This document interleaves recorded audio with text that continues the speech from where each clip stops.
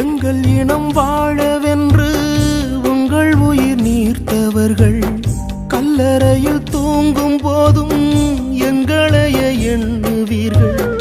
உன் பிரிவில் மூழ்கி நாம் உயிர் நீங்கி போவோம். உன் புகழை பாட நாம் அதை வாங்கி வந்தோம். பல்வேறு சூழ்நிலைகளில் இங்கே ஒன்று கூடியிருக்கின்ற நாங்கள் இயற்கையுடைய பெரும்பலத்துடைய இந்த விடுதலை பொருள் ஆகுஞ்சனுடைய ஆத்ம பலத்தோடும் இந்த நிகழ்வை ஆரம்பிக்கவும் தொடர்ந்து நடத்துவதற்கான எங்களுக்கான அத்தனை சக்தியையும் அமைந்தோடு நாங்கள் ஒருமித்து எல்லோரும் ஒன்றிணைந்து இந்த நிகழ்வில் இணைந்து கொள்வோம். வீர தலைவனுக்காக ஒரு கவிதை. வீரத்தில் விடுவே எங்கள் விடுதலையில் பேருவில்லை. விடுதலை பயணத்தில் தொழிற்சம் தந்த ஈகப் பெருநன்றி. அணையாற்றுவரின் அன்பின் முடிவே அனைத்துமாயான ஆற்றலின் வடிவை எங்கென்றும் எங்கள் வழிகாட்டிய ஒளிகாட்டிய வரலாற்றின் திசைகாட்டி எல்லாம் நீயே எங்கள் தலைவனே. பெருமை மிக்க தோழனே, தொழுதற்கு அறிய பெருமையே, தலைமுறும் வீரத்தையும் ஈகத்தையும் தந்த வியவிட்டே. தளபதியே, எங்கள் தந்தையே, எல்லாருமான பலனே, நீ திறந்த பின்னாலே நாங்கள் வீரம் பெற்றோம், விடுதலையை தொழிலடைந்தோம். நீ இல்லாமல் எங்களுக்கு நினைவில்லை அண்ணனே. நினைவை வளமை சூரியன் வழிகாட்டும் பேரொழி. இயற்கை உன்னுடனே தன் இயல்பை உணர்ந்து கொண்டது. வாழ்வு உன்னுடனே தனது வரலாற்றில் எழுகிறது. வரலாறு உங்களுடனே வலிமை பெற்றது. காலம் தன்னுடைய கையிலிருந்து எங்கள் கடவுளை கடவுளுக்கு போய்விட்டது. ஆழமான எங்களுக்குள் அகன்று வருகின்றது உங்கள் பெயர். பிறகாக சொல்லும்போதே எங்கள் உயிர் சிலிர்க்கும். மே மாதம் தமிழரின் சாமாதமாக இதை போல ஒரு நாள் உன்னை பார்ப்போம். ஒப்புக்காட்டு ஈரத்தில் நிமிர்ந்து கிடந்தாய். அது நீரில்லை நீரில்லை என்று நெஞ்சம் ஏறியது. அது நீரம் என்று உலகம் கூறியது. எப்படியாக நீங்கள் வந்துவிடக்கூடாது என்று நீண்ட இரவுகளை எங்கள் காலம் கொண்டது. குட்டி தம்பி பாலச்சந்திரன் சுட்டு முடிந்த கோலம் பார்த்ததும் செத்து தோணும். எங்கள் நம்பிக்கை நடைகளத்து போயிற்று. ஒன்றும் ஒன்றாக வந்து சேர்ந்த செய்திகள் நெஞ்செடுத்து போனோம்.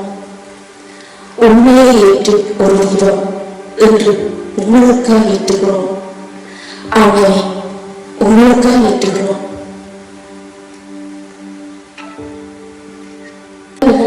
பொறுப்புகள் மூத்த போராளி திரு திலக் அவர்கள் அந்த பொறுப்புகளை ஏற்றுமாறு கேட்டுக்கொள்கிறோம்.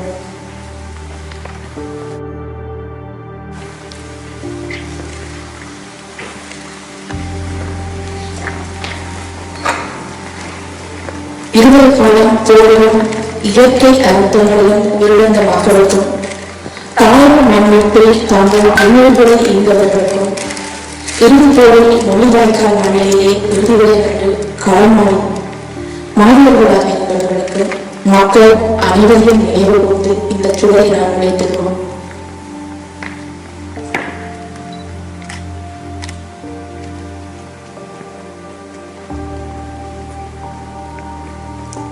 அகவணக்கம் செய்திருந்தோம்.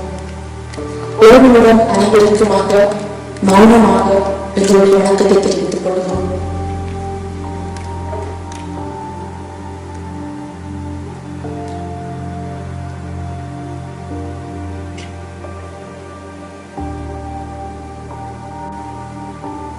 நன்றி.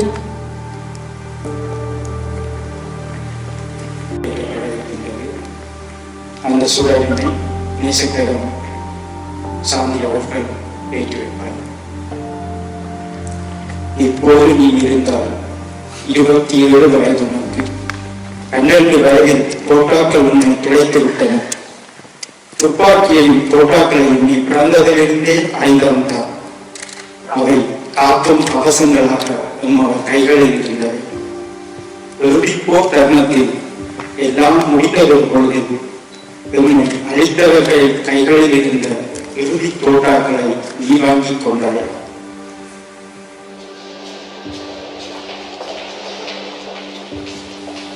அடுத்த சுடர் எங்களுடைய தங்கச்சி துபாரகாவுக்கான சுடர். துபாரகா அவள் எங்கள் பிறவிற்கு, அவள் எங்கள் பிறப்பொழி. நாங்கள் பத்திரமாக கொட்டி பாதுகாத்து வைத்திருக்க வேண்டிய பொக்கிஷம். அதிகம் வெளியே வராத ஆளுமை, அறிவேற்றம் காணாத விடுதலை தாழவர்கள். தமிழ தேசிய தலைவர் மகன் எங்களுடைய தங்கச்சி. அதிகம் அறியப்படாத சிலருடைய கண்ணீரில் இளம் சொட்டுகள், சின்ன சின்ன ஞாபகங்களில் உறங்கும் தேவதை அவள். வீட்டுக்கும் நாட்டுக்கும் பெருமை சேர்த்த எங்கள் புலப்பொழி. மொழிகாக்கால் கடற்கரை சுடுமணலில் திறந்த துணை நடுவே கருதி போனான். ஆயிரம் ஆயிரம் கனவுகளின் சிறவடிப்பு சத்தமில்லாமல் அன்றைக்கு கடந்து போனது. எங்கள் துவாரகாவுக்கான சுடரை ஏற்றி வைக்க திருமதி ஆர்த்தி மனோதனை அழைக்கின்றோம்.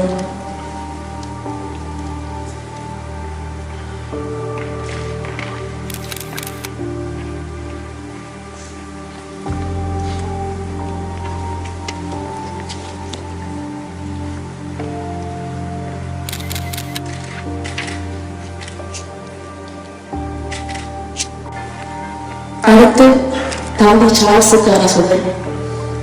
தலைவன் தலைப்பிள்ளை மாவீரன் சார்ஸ் என்றையும் கம்யூனிஸ்ட் பிரிவின் பொறுப்பாளராக கணினியின் தளபதியாக இருந்து தேசத்தின் தலைவர் எங்கள் தேசிய தலைவருக்கு தோல் கொடுத்த வேண்டியவன். இறுதி திரைப்படத்தில் எழுதியுடன் படமாடி அந்த நிலத்திலேயே அவர் வித்தார் எங்களுடைய தம்பி சார்ஸ் என்றின் தீபத்தை. சார்ஸ் என்றின் சகோதரன் நலன் கார்த்திக் அவர்கள் வைத்திருக்கிறார்.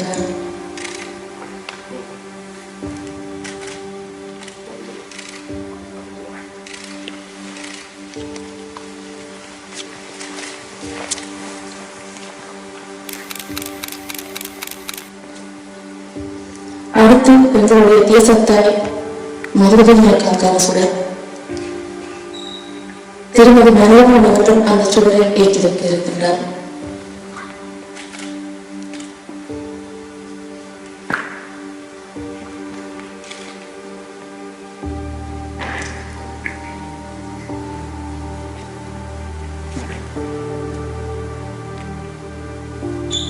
எங்கள் தேசத்தின் விடுதலைக்காக தன்னை அர்ப்பணித்த எங்களுடைய தலைவர்கள் அவர்களின் இலட்சியத்தை தானம் வைத்து இறுதியை அவர்களுடைய பயணித்து இரண்டு பிள்ளைகளை தோழமைகளாய் கொண்டதாய் அங்கிருந்த தோழமைகளுக்கெல்லாம் துணையிருந்த உறவானதாய் அந்த காலத்திலேயே காரியமான தேசத்தின் தாய் மரியாதை அவருடைய நினைவுகளோடு நினைவுறுவோம்.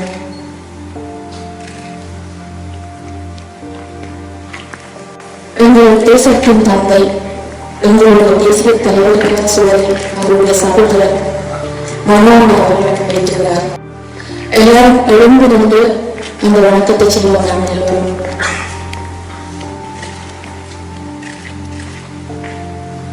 எங்களுடைய தேசத்தின் தந்தை எங்கள் தேசிய தலைவர் மீனர்கள் வேதத்துடைய பிரபாகரன் அவர்களுக்கான உபத்தீதம்.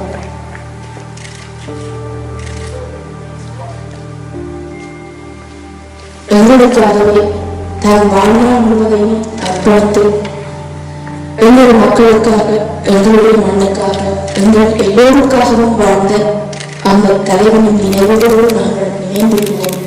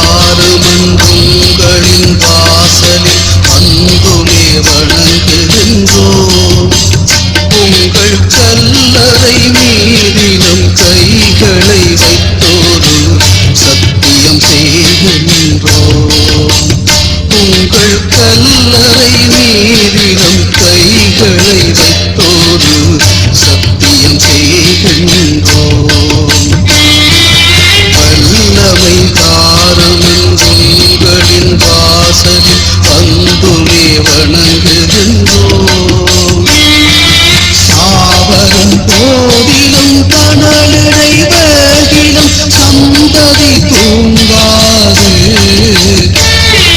சாவரும் போதிலும் கனலிடை வேகிலும் சந்ததி தூங்காது. எங்கள் தாயகம் வரும் வரை தாவிடும் புலிகளின் தாகங்கள் தீராது. எங்கள் தாயகம் வரும் வரை தாவிடும் புலிகளின் தாகங்கள் தீராது. எங்கே எங்கே ஒரு தரம் விழிகளை இங்கே திறவுங்கள். எங்கே எங்கே ஒரு தரம் விழிகளை இங்கே திறவுங்கள். ஒரு தரம் உங்களின் திருமுகம் காட்டியே மறுபடி உறங்குங்கள். ஒரு தரம் உங்களின் திருமுகம் காட்டியே மறுபடி உறங்குங்கள். நாயக கனவுடன் சாவினை தழுவிய சந்தனப் பிள்ளைகளே.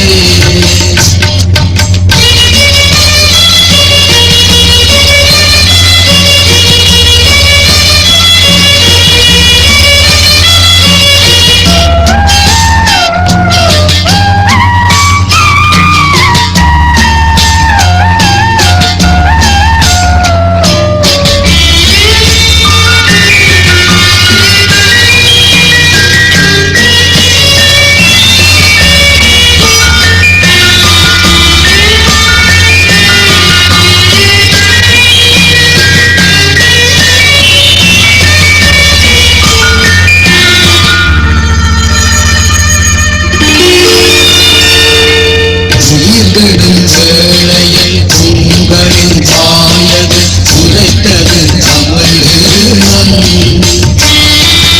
உயிர்விடும் வேளையில் உங்களின் வாயது உரைத்தது தமிழீழம். அதை நிலையாகவே இன்றினி விரைவினில் நிச்சயம் எடுத்தாள்வோம். அதை நிலையாகவே இன்றினி விரைவினில் நிச்சயம் எடுத்தாள்வோம்.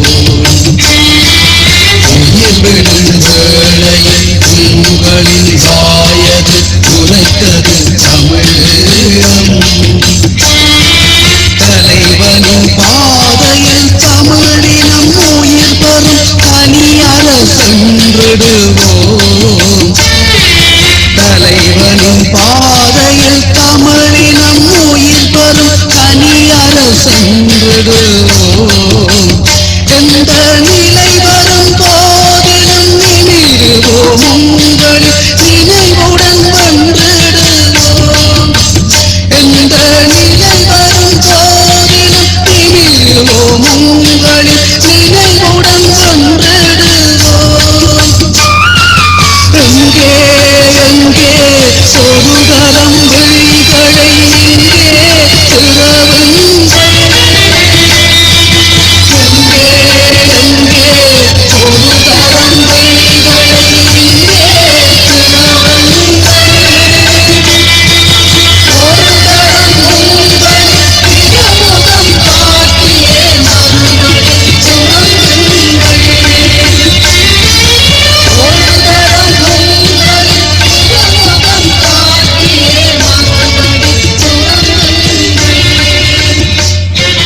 நாயக கனவுடன் சாவினை தழுவிய சந்தனப் பிள்ளைகளே. தேசிய தலைவரை உங்கள் மனமேற்று உங்கள் சுடரையும் உரிமை சுடராக எடுத்து வந்திருக்கும் அனைவரும் வரிசையில் வந்து உங்களுக்கு வரவேற்கிறோம்.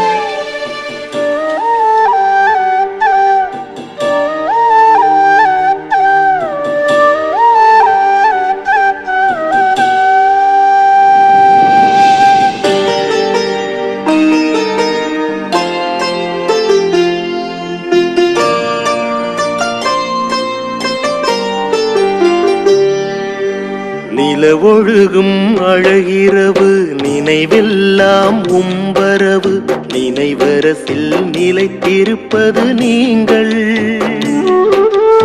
உமையெழுதும் கவியழகு தந்ததெல்லாம் நிமிர்வு உயிர் முழுவதும் கலந்திருப்பது நீங்கள். சில்வண்டின் சிறு பாட்டில் மனம் சிலிர்த்திடும் வேளை சில்லென்று மழை பொழிய மனம் கரைகிறதே. சொல்லொன்று ஒரு பாட்டில் உமையெழுதும் வேளை சொல்லெல்லாம் கடலாக கண்ணிறைகிறதே. நிலவொழுகும் அழகிரவு நினைவெல்லாம் உம்பரவு நினைவரசில் நிலைத்திருப்பது நீங்கள். உமையெழுதும் கவியழகு தந்ததெல்லாம் நிமிர்வு உயிர் முழுவதும் கலந்திருப்பது நீங்கள்.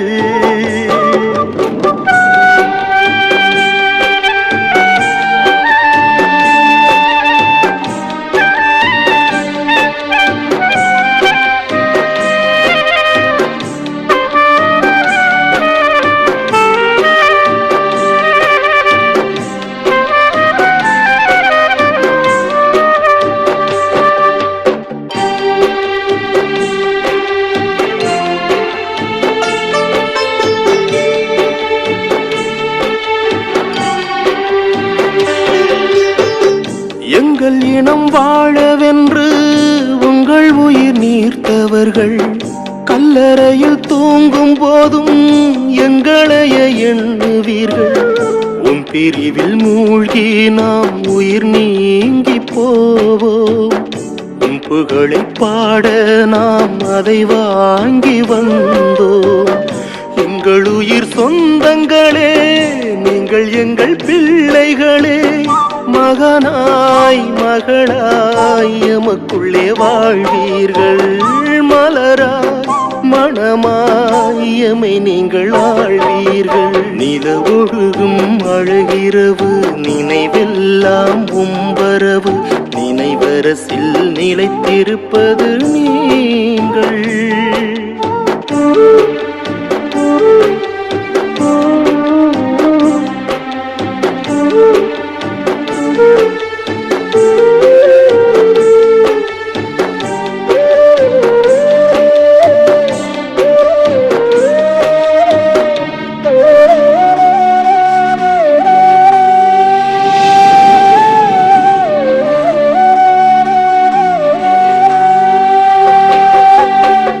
புன்னகைகள் வாங்கி வந்து பூக்கள் இங்கு பூக்கிறதே.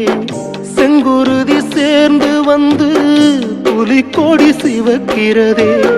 செங்குருதி ஆற்றில் நீர் தோய்ந்த போதும் எம்மை கரை சேர்க்க நீர் உயிரோய்ந்ததில்லை.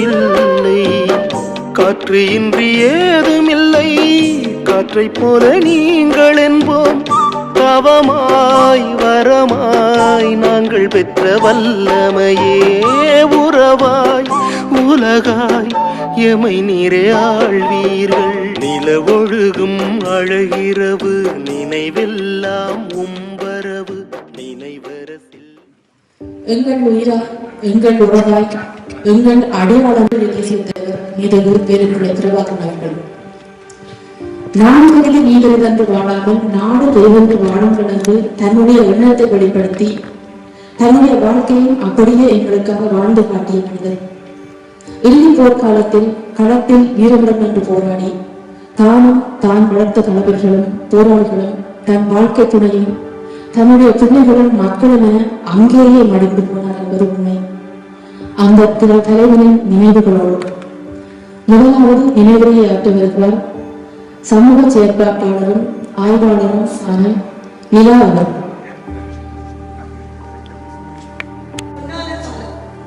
அந்த பொன்னான காலத்தில் வாழ்ந்த வாழ்வியலைத்தான் இங்கே நான் பேச விரும்புகிறேன். அந்த பொன்னான வாழ்வு எப்படி இருந்தது என்ற ஒரு உண்மையையும் அதில் இருந்த வழியையும் நான் உங்களுக்கு பதிவு செய்ய விரும்புகிறேன். நாங்கள் எங்களது 12 வயதில் இருந்து அந்நியாக்கள கட்டுப்பாடுகளே இருந்து என்னோட இடம் வடமராட்சி என்று வைத்தார். 90க்கு பிறகு அந்நியாக்கிட்ட 87க்கு பிறகு சந்தையில் வந்து பிறகு அந்நியில கட்டுப்பாடு. அந்த காலகட்டத்தில் ஒரு நேர்த்தியான வாழ்வியலை அவர்கள் எங்களுக்கு தந்திருந்தார்கள். அந்த வாழ்வியலை தான் நாங்கள் இப்போ தேடிக்கொண்டிருக்கின்றோம். அந்த அமைதியான வாழ்வு எங்கே போனது என்றுதான் நாங்கள் இதை தேடிக்கொண்டிருக்கிறோம். அண்ணன் இறந்துட்டார் என்று சொல்றது ஏற்றுக்கொள்ள முடியாத நிலையில் இருந்தாலும் அந்த நிலையை ஏற்று நாங்கள் அடுத்த கட்டம் என்னவாக பயணிக்க வேண்டும் என்கின்ற நிச்சயமான காலகட்டத்தில் நாங்கள் இருக்கின்றோம். ஏனென்றால் அவரின் இலட்சியம் இன்று வரை போடுதான் இருக்கின்றது. இங்கே இலட்சியம் இறந்துவிடவில்லை, இலட்சியத்துக்கு இறப்பு இல்லை, நமது தலைவருக்கு இறப்பில்லை என்பதை நாங்கள் இங்கே மிக ஆழமாக பதிவு செய்ய விரும்புகின்றோம். அவரின் உடல் தான் மரணித்திருக்கிறதே தவிர அதற்கு இலக்கும் இலட்சியமும் ஒருபோதும் மரணிக்கவில்லை என்பதை நாங்கள் ஆத்மார்த்தபூர்வமாக உணர்ந்து கொள்வோம். அந்த குடும்பமும் அந்த இனமும் அது நம் குடும்பம் என்று சொல்வதை அவரையும் அவரது குடும்பத்தை தமிழ் மக்களின் ஒரு இனமாக பார்க்கின்றனர். இந்த குடும்பத்தை நாங்கள் இன்று இழந்திருக்கிறோம். அந்த குடும்பம் எதற்காக நாங்கள் இழந்திருக்கிறோம் என்றால் எமது விடுதலையை வென்றெடுப்பதற்காகத்தான் நாங்கள் அதை இழந்திருக்கிறோம். ஆக எங்கள் அனைவருக்கும் ஒரு பொறுப்பு இருக்கிறது. அந்த இலட்சிய பாதையை நோக்கி நகர வேண்டிய நிர்பந்தத்தில் நாங்கள் இருக்கின்றோம். இந்த நிர்பந்தத்தை நோக்கி நாங்கள் எவ்வளவு தூரம் நகர்ந்திருக்கின்றோம் என்றால் நாங்கள் அஞ்சலி செலுத்துவதுடன் நிறுத்திவிடப் போகின்றோமா என்கிற ஒரு கேள்வியை நான் கேட்க விரும்புகிறேன். அண்ணனது போராட்டம் தூய்மையானது. அந்த போராட்டம் இந்த காலகட்டத்துக்கு தேவையானது. அந்த போராட்டத்தின் காலகட்டம் 2009ஆம் ஆண்டு நடேசனின் உரையுடன் அந்த போராட்டத்தின் மௌனம் அல்லது நீங்கள் எதுவாகவும் எடுத்துக் கொள்ளுங்கள். நடேசன் அந்த உரையை பல கேட்டிருப்பீர்கள். அவர் என்ன சொல்லியிருக்கிற எல்லாருக்கும் தெரியும். ஆகவே இலக்கை நோக்கி நாங்கள் நகர வேண்டும் என்பதுதான் இங்கே நிர்பந்தமாக இருக்கின்றது. ஒரு சிலர் சொல்கின்றார்கள், அன்னைக்கு அந்நிலை செலுத்தினால் மக்கள் இலட்சியத்தை விட்டு நகர்ந்து விட்டார்கள். நமது மக்கள் அப்படியான மக்களா? எங்கள் தமிழீழ மக்கள் அப்படியான மக்களா? ஒருபோதுமே இல்லை. அவர்கள் இலட்சியத்துக்காகவே வாழ்ந்தார்கள். இந்த இலட்சியத்துக்காகவே எல்லா இடங்களுக்கும் வந்திருக்கிறார்கள். தலைவர் சொல்கின்ற நேரம் எல்லாம் போயிருக்கிறார்கள். உங்களுக்கு வடிவாக தெரியும். 87ஆம் ஆண்டு 88ஆம் ஆண்டு நாங்கள் அப்போது மில்லர் அவர்களின் தாக்குதல்,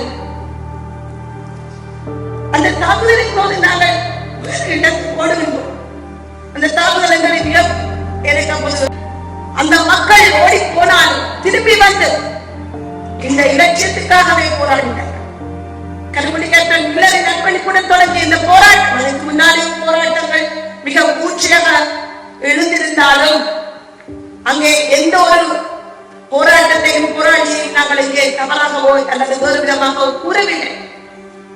38 மே 1987ஆம் ஆண்டு லிபரேஷன் ஆபரேஷனின் போது தமது இலட்சியத்தை அடைந்து விட்டதாக சிங்கள ராணுவம் தனது தோளில் கைதட்டி சிரித்திருந்த காலம்.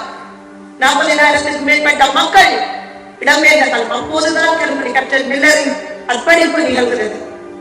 அப்போது இந்த போராட்டம் முன்னெடுத்து வருகிறது, அடுத்த கட்டத்தை நோக்கி நகர்கிறது. ஆகவே நாங்கள் தோல்வியடைந்தவர்கள் என்று ஒருபோதும் எப்போதும் நினைக்க தேவையில்லை. எமது இலட்சியத்தை அடையும் வரை நாங்கள் அன்றைய சூழலுக்கு ஏற்ற ராணுவ ஆயுத போராட்டம் நிகழ்ந்தது. இன்றைய சூழலுக்கு அரசியல் போராட்டம், ஜனநாயக ரீதியிலான போராட்டம் நிகழ்த்தப்பட வேண்டும் என்பதுதான் இங்கே நிச்சயமாக பதியப்பட வேண்டும். இது நினைவழிச்சினால்தான் இந்த குடும்பம் இந்த எங்கள் தேசிய தலைவருக்கு நினைவழிச்சை செய்கிறார்கள். ஆனால் உமது தலைவரின் இலட்சியம் அங்கே, அந்த இலட்சியத்தை நோக்கி நாங்கள் பயணிக்க வேண்டும். இங்கே மௌனமாக இருப்பதில் எந்த பிரயோசனம் இல்லை என்று நான் சொல்ல விரும்புகிறேன். நாங்கள் உணர்வுள்ள மக்கள், எங்களுக்கு பசி இருக்கு, இந்த வரைக்கும் எங்களுக்கு பசி இருக்கு. எங்களோட பசியை அடைகிறதுக்கு நாங்கள் இன்றைய காலகட்டத்தை, இன்றைய சூழலை, இந்த பிராந்திய வல்லரசுகளை அல்லது இன்றைய புவிசார் அரசியலை எவ்வாறு கையாள வேண்டும், எமது தலைவர் எதற்காக இறந்து போனார் அல்லது எதற்காக வீரமரணம் அடைந்தார், அவரது குடும்பம் எதற்காக வீரமரணம் அடைந்தது. ஆகவே நாங்கள் இந்த இலட்சிய பாதையை நோக்கி நகர்த்த வேண்டும். இன்று நாங்கள் செய்கின்ற சத்தியம் அல்லது இன்று நாங்கள் செலுத்துகின்ற இந்த வீர வணக்கம் என்பது இத்துடன் முற்றுப்பெற போவதில்லை.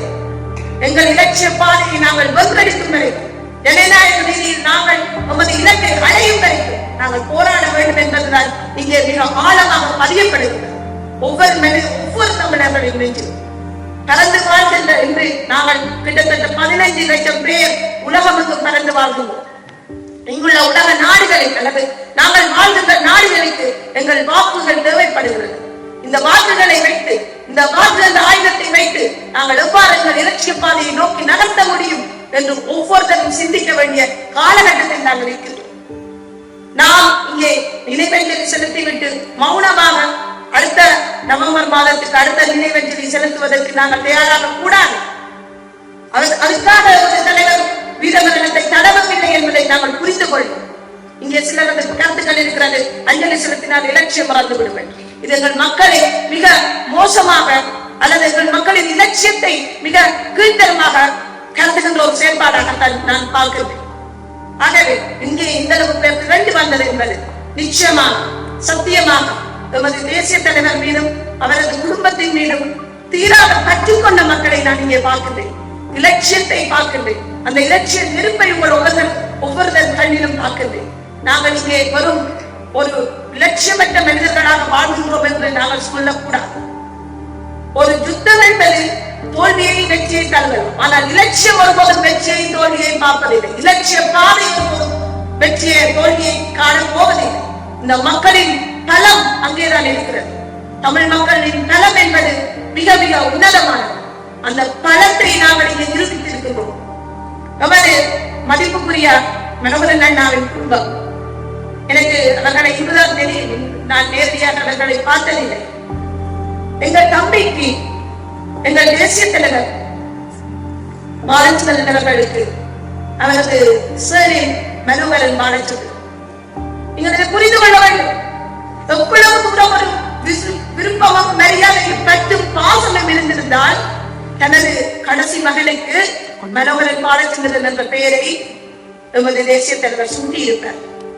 அவர் எவ்வளவு தூரம் தனது குடும்பத்தின் மீது பற்று கொண்டிருந்திருக்கிறார், அதை நாங்கள் புரிந்து கொள்ள வேண்டும். இந்த குடும்பத்தை இப்போது இங்குள்ளவர்கள் எவ்வளவு தூரம் அவமானப்படுத்தி இருக்கிறார்கள் என்பது எனக்கு மிகுந்த வேதனையை தருகிறது, மிகுந்த வேதனையை தருகிறது.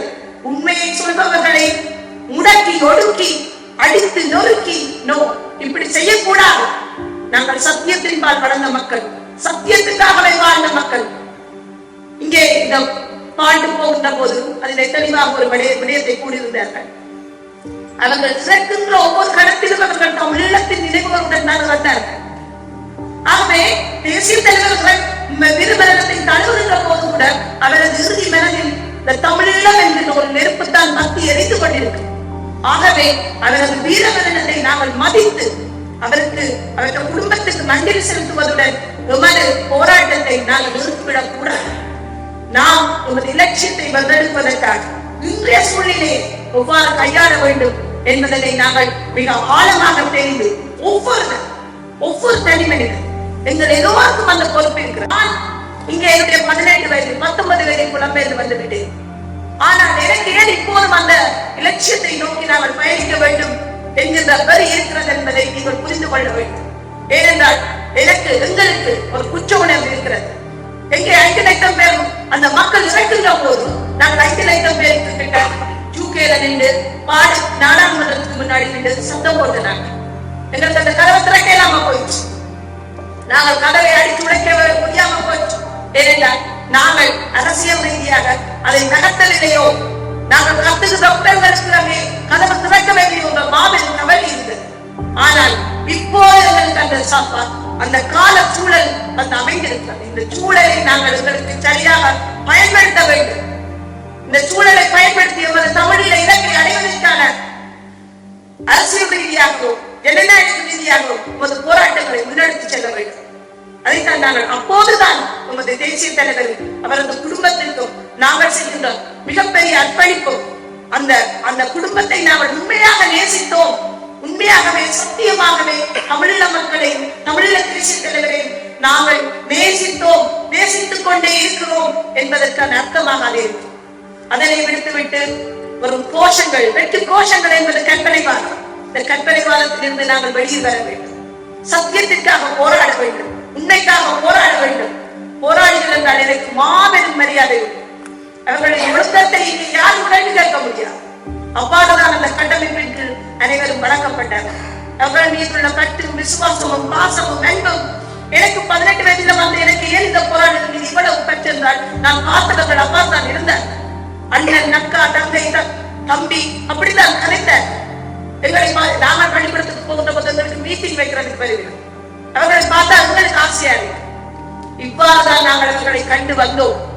ஆனால் இங்கே இப்போது நமது தலைவர் இல்லாத காலகட்டத்தில் இதெல்லாம் மாறி ஏதோ நடந்து கொண்டிருக்கிறது. பரவாயில்லை, ஒவ்வொருவரும் தங்களுக்கு எது தெரியுமோ, எது சரியென்று படுகிறதோ அதை அவர்கள் செய்கிறார்கள். அதை நாங்கள் விமர்சிக்க தேவையில்லை. ஆனால் நமக்கு காலமிட்ட கட்டளையை செய்ய வேண்டும். நிச்சயமாக நமக்கான காலம் இப்போது வந்திருக்கிறது. நமது இலக்கை நோக்கி நகர்வதற்கான காலம் இருக்கிறது. இந்த காலத்தில் நாங்கள் சத்தியத்தின் பால் நின்று நமது இலக்கை வென்றெடுக்க வேண்டும். அதுதான் நாங்கள் இந்த நினைவேந்தலில் செய்யக்கூடிய சத்தியம் என்பதை நான் தனிப்பட்ட விழாவாக யோசித்துக் கொள்கின்றேன். இது திடீரென்று சொன்னபடியால் என்னுடைய நினைவுகளைத்தான் நான் இங்கே பகிர்ந்து கொண்டேன். ஆனால் இந்த இலட்சியத்தை வென்றெடுப்பதற்காக நாம் நிச்சயமாக போராடுவோம் என்பதனை இந்த இடத்தில் மீண்டும் நாங்கள் உங்களுக்கு சொல்கின்றோம். நிச்சயமாக செய்வோம், நிச்சயமாக வெல்வோம், நமது தலைவரின் இலக்கை அடைவோம் என்பதுதான் இங்கே சத்தியமான உண்மை. நன்றி, வணக்கம். நன்றி நிலா. அடுத்து நினைவுரையாற்ற வருகிறார் என்னுடைய தலைவருடைய கராமகன் கார்த்திக் அவர்கள். கார்த்திக் உண்மையிலேயே இந்த நிகழ்வு செய்வதற்காகவும் நிறைய பாடுபட்டிருக்கிறார். அவர் மீது விழுந்த சொல்லடிகள் அவர்களை எல்லாம் நீங்கள் அறிந்ததை. அவர் ஆரம்பத்தில் உண்மையிலே பேச இருந்தால் தன்னால் கலைக்க முடியாதுன்னு சொல்லி இப்பதான் வருகிறார்.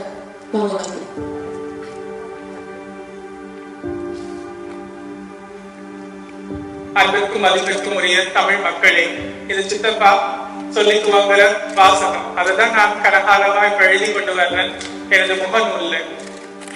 இந்த நினைவஞ்சலி ஏன் வீர வணக்கமா மாறுனது அப்படின்றது உங்களுக்கு முன்னுக்கு நான் சொல்ல கடமைப்பட்டிருக்கிறேன். சித்தப்பா மட்டுமில்லை, எங்களால சித்திய, தம்பிய, தங்கைய, குட்டி தம்பிய பிரிச்சு பார்க்க முடியாது. சித்தப்பா எப்படி போராட்டத்துக்காக தந்த வாழ்க்கையை அர்ப்பணிச்சாரோ அதே மாதிரிதான் எங்களை சித்தி. நாங்க எவ்வளவோ விஷயத்துல எங்களுடைய சௌகரியங்களை பாக்குறோம். அவ அப்படி பார்த்ததில்லை. சித்தப்பா என்ன சொன்னாரோ அதை கேட்டு அதன்படிதான் நடந்தது. தம்பி தங்கச்சியிலும் அப்படித்தான். அதாவது தம்பிமார் 2 பேரும் சரி, தங்கச்சியும் சரி, எந்த ஒரு சிறப்பு சலுகையுமே அவை கேட்டுக்கொண்டதும் இல்லை. எப்படி சித்தப்பா சித்தி சொல்லிச்சினமோ அவைகளுக்கு கீழ்ப்படிஞ்சு வாழ்ந்தது. அப்ப அவைகளுக்கான மரணம் அப்படின்றது ஒரு இயற்கையான ஒரு மரணம் இல்லை, அது ஒரு வீர மரணம். அதை நாங்க நினைவஞ்சலி அல்லது வீட்டுக்குள்ளேயே அதை செய்யக்கூடாது. சித்தப்பாவை நேசிச்ச அத்தனை மக்களோடையும் சேர்ந்து நாங்க செய்யணும். இது குடும்பத்திற்கான முதல் வீர வணக்க நிகழ்வா நாங்க அதை செய்யணும் அப்படின்றதுக்காகத்தான் இந்த நிகழ்வை எங்க ஐயா முன்னெடுத்துள்ளார். அடுத்ததாக எந்த ஒரு சூழ்நிலையிலையுமே எங்களுடைய சித்தப்பாவோ சித்தியோ தங்களுடைய சொந்த சகோதரங்கள்கிட்ட கூட எந்த விதமான ஒரு உதவியுமே கேட்டு பெற்றுக் கொண்டதில்லை. அப்படி இருக்கிற பொழுது அவர்களுடைய பெயரை வச்சு மோசடி கும்பல்கள் மக்களை எல்லாம் திசை திருப்பி அவர் சித்தப்பாட வாழ்ந்த வாழ்க்கையே வேறொரு பாதையில கொண்டு போய் பதிவு செய்யறதுக்கான ஒரு முயற்சியா இது நடக்கிற பொழுது குடும்பமாகிய நாங்க அதுக்கு மேலேயும் வாயை மூடிக்கொண்டு ஓகே மத்தாக்களுக்காக நாங்க பொறுத்திருப்போம் அல்லது பயந்து கொண்டிருப்போம் அப்படின்னு இல்லாம இருக்கணும். இதை வெளி உலகத்துக்கு அவர் வாழ்ந்த வாழ்க்கையை கொண்டு போய் சேர்க்கணும் அப்படின்னு சொல்லித்தான் நான் உண்மையிலே 22ஆம் தேதி அந்த காணொலியை வெளியிட்டேன். அதுக்கு பிறகு தொலைக்காட்சிகள்லையும் சரி, நேர்காணல்கள்லையும் சரி, காணொலிகள்லையும் சரி, என்னால இயன்ற அளவுக்கு சித்தப்பா வாழ்ந்த வாழ்க்கையை, சித்தி வாழ்ந்த வாழ்க்கையை பல விதத்திலே நான் சொல்லிட்டேன். இதுக்கு மேல அவரை நேசிக்கிற மக்கள் இதை கொண்டு போய் சேர்க்கணும். என்னோட 1000 வருஷத்துக்கு பிறகு என்ன தெரியாது இருக்கும், ஒரு தடையும் தெரிய போறது இல்லை. சித்தப்பா கட்டாயம் தெரியும். அப்ப அவர் வாழ்ந்த வாழ்க்கை சரியான முறையில பணிகளை இருக்கணும். இவர்கள் ஒரு போலியான ஒரு வாழ்க்கையை அவர் வாழ்ந்தாங்கிற மாதிரி கொண்டு வரையிலும் அதுக்கு மக்களாகிய நீங்க ஒத்துழைக்க கூடாது, இதை எதிர்க்கணும். அதாவது அவரை நேசிக்கிற மக்கள் அவ்வளவு தூரம் நீங்க இருக்கிறீங்கன்னு நினைக்கிறேன். அவர் நேசிக்காதாக்க நீங்க வரமாட்டோம் தெரிஞ்சுதான் நாங்க செய்யறோம். எனக்கு இதுக்கு மேல கதைக்கிறது சரியான கஷ்டமா இருக்கு. எங்கள் ஐயாவாலையும் நினைக்கிறது கஷ்டமா இருக்கு. வீர வணக்க நிகழ்வுகள் கலந்து கொண்டதற்கும் அவர்கள் மரியாதை செய்ததற்கும் எங்கள் குடும்பத்தின் சார்பில் உங்க எல்லாருக்கும் நன்றி, வணக்கம்.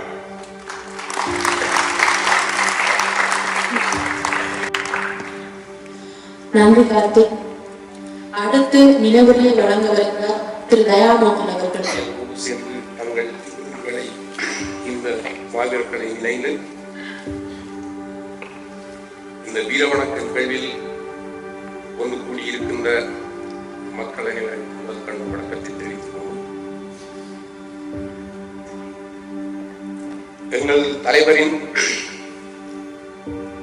வீரவணக்க நிகழ்வில் நாங்கள் பல்வேறு விடயங்களை, அவரோடு சேர்ந்து வாழ்ந்த காலங்களை, அவர்களுக்கு கற்றுத்தந்த பாடங்களை, அவர்களுக்கு தனியாக அல்லது அணிகளாக பேசுகின்ற போது சொல்லுகின்ற விஷயங்களை நாங்கள் இங்கு அடுக்கிக் கொண்டு போனால் அது நீண்ட பல மணி நேரங்களாகும்.